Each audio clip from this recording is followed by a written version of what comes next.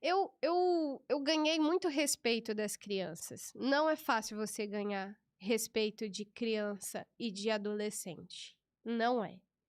Eu parei para pensar nisso porque você precisa ter a linguagem deles.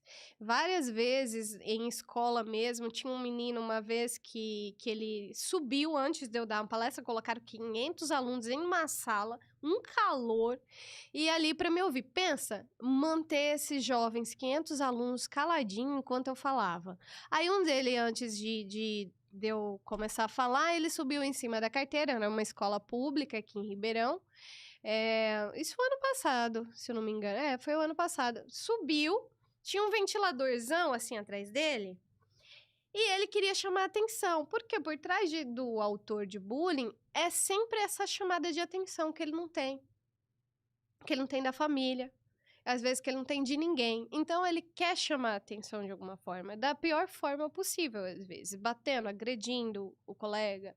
Então, como eu já olho e já identifico, eu olhei assim, eu falei, ele vai bater a cabeça nesse ventilador. Foi a minha preocupação. E o ventilador era grande, podia machucar. Uhum. A professora, de imediato, com vergonha, olhou assim e falou, fulano, desce daí agora, gritando. Eu olhei pra ela, assim, o menino, aí é que ele não descia. Aí é que ele passava de uma carteira pra outra em pé, e os amiguinhos, todo mundo olhando, assim. Aí eu olhei assim, como que é teu nome? Quando você pergunta como é teu nome, você não é qualquer pessoa. Eu já criei um vínculo com essa criança, com esse jovem. Aí ele me respondeu. Eu nem lembro que nome que era. Aí eu falei, fulano, você percebeu que você quase bateu no ventilador? Quando eu falei isso, ele olhou pra trás do ventiladorzão. Falei, desce aqui, vem aqui que eu vou começar a palestra, senta aqui, ó, bem pertinho de mim. Esse menino foi e sentou. Ele poderia não ter sentado.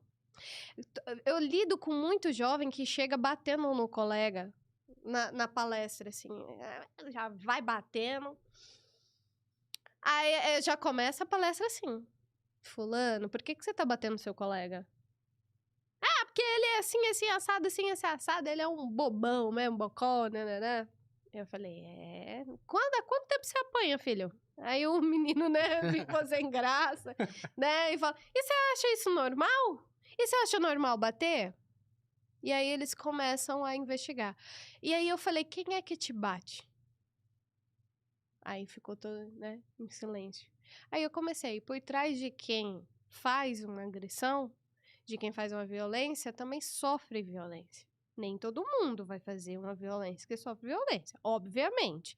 Mas a tendência é grande, né? Aquela velha história, por trás de quem fere tem alguém ferido, né? Então, essa criança, ela vai caindo em si, né? Vocês ficaram quietinhos agora olhando pro celular? Não, tô Tem dando uma alguma pergunta pra fazer depois, Tá certo. E é isso, assim, tem que ter muito jogo de cintura para lidar com esses jovens, o que não é fácil. A gente tá num grande debate agora, o que que é papel da escola, o que que é papel do professor, o que que é papel dos pais, né? Eu tenho uma abordagem diferenciada quando eu dou palestra para aluno e quando eu dou palestra para professor, né? E quando eu dou palestra para o pessoal da saúde mental. Porque o que que acontece? As crianças vêm com muitas questões, inclusive da questão de alienação parental, né? Que eu também tenho essa bandeira. Para quem não sabe, eu preciso até explicar, Glaucio. Alienação parental é uma espécie de bullying que acontece dentro da família, que todo mundo acha que acontece entre pais separados, que é aquela coisa, seu pai não presta, sua mãe não presta. Logo, essa criança nasceu de alguém que não presta. Logo, ele vai se identificar que o quê? Que também não presta. Uhum. Então, essa criança ou esse adolescente, ele vai criando raiva, porque às vezes o próprio pai ou a mãe manipula essa mente para não ver, para não lidar, por questões que a gente ainda não cresceu, né? Isso daí é muita infantilidade. Infelizmente, nós temos pessoas infantis com 30, 50, 60 anos. Sim. Questão de maturidade não é idade, né? Então, não é porque teve filho que tem 40 anos que tem maturidade, não é porque tem 12 anos que não tem maturidade. Isso é bem relativo, né? Então, a gente observa isso como, às vezes, a criança é disputada. A alienação ocorre não só entre pai e mãe, mas também entre avós, né? Às vezes a nora não vai com a cara da avó, então não vou levar meu filho lá para ver. Uhum. Não vou com a cara da tia, não vou levar.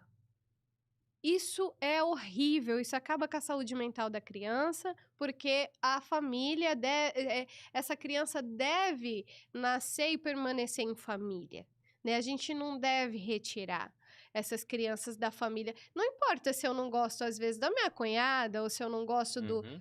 da minha sogra, né? Isso daí é questão minha, eu tenho que resolver Não da com criança. ela, não da criança. Verdade. Deixa a criança escolher, deixa essa criança observar. Eu tenho um sobrinho de 2 anos de idade.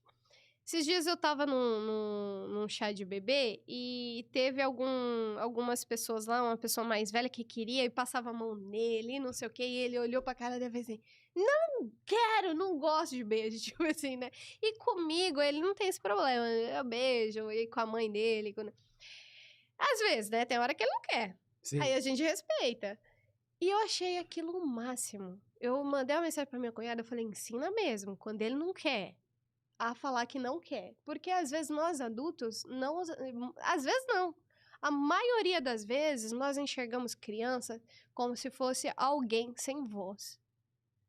Nós enxergamos os adolescentes e as crianças como inúteis. Até ele se tornar adulto. Só que isso é muito errado. O que é ser inútil? Eu vou decidir o que ele vai fazer o tempo todo. Não que a mãe e o pai precisa. Sim, Tem hora que direcionar precisa os ser filhos. firme. Uhum. Sem dúvida. Tem hora que a gente precisa falar não, né? Mas ao mesmo tempo a gente tem que ouvir eles. Ó, tá tudo bem? Ó, tem problema se a gente fizer tal coisa? A gente tá indo pra casa da vovó agora. Tá tudo bem? Eu preciso te deixar lá de tal até hora. Você fica com a vovó? Eu só pego o menino, levo o menino sabe? A criança fica sem saber quem é ela no universo, né? O que ela gosta, o que ela não gosta. Aí ela vai pra escola, ela quer se enturmar, ela não sabe quem é ela. Ela não tem identidade. Aí é onde vai e ocorre muito bullying. Por quê? Porque o que o outro fala, principalmente na época da adolescência, que eles querem muito a busca de uma identidade. E aí, às vezes, eles não sabem os próprios gostos deles. Não se encaixa em grupos. Não se encaixa em grupos. Às vezes, o grupo exclui, e aí ele se sente excluído. Isso gera um bullying, né? Por coisas que poderiam ter sido trabalhadas desde a infância. É complexo.